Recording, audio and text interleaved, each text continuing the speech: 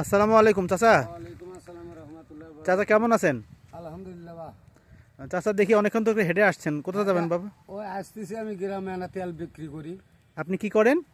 ব্যথার তেল পাক করে বেশি। ব্যথার তেল পাক করে বিক্রি করেন? হ্যাঁ, পাংরা, বুক টানা, কোমর টানা। এতে করে কি মানুষের উপকার হয়? এর কি ব্যথা ব্যথা কমে? আলহামদুলিল্লাহ। আপনি কি আপনার তেলটা আমাকে একটু দেখাবেন চাচা? দেখাবো না মানে? একটু দেখান। দেখানোর জন্যই তো আমি আসি, বা দেওয়ার জন্যই।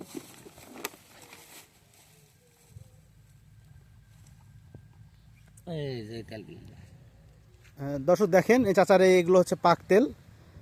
অনেক ক্ষেত্রে বাচ্চারা পড়ে গিয়ে ব্যথা পায় বা মুরব্বীদের হাঁটু বা কোমরে ব্যথা থাকে, সেগুলো ভালো হয় চাচা নাকি? আলহামদুলিল্লাহ। তো আমি চাই, চাচা নামটা কি বাবা? আব্দুল খালেক মন্ডল। আব্দুল খালিক মুন্ডা। আপনার বাসা কোথায়? বাসা পিয়ারাপুর।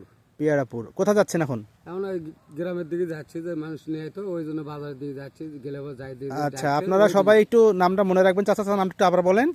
আব্দুল খালেক মন্ডল। আব্দুল খালিক মন্ডল, বাসা হচ্ছে পেয়ারাপুর। যদি আপনাদের কারো এরকম কোমরে ব্যথা বা মাজায় ব্যথা থাকে, হাঁটুতে ব্যথা থাকে, পরে যাওয়ার জন্য ব্যথা বা কোনো ব্যথা থাকে, আপনারা চাচার সঙ্গে যোগাযোগ করবেন। অবশ্যই তেল নেবেন, এবং চাচা খুব ভালো ভালো করে পাক তেল দিচ্ছে। এবং আমার নাম পাবেন এতে। হ্যাঁ, এবং সবাই পুষ্করলি পাবেন যে অমুক আছে। জি জি, এবং চাচা ভাই বলতেছে যে মোটামুটি অনেক উপকার হয় আর কি। তা আপনারা যাদের প্রয়োজন আছে অবশ্যই যোগাযোগ করবেন। আসসালামু আলাইকুম রহমতুল্লাহ। চাচা ভালো থাকবেন। আলহামদুলিল্লাহ।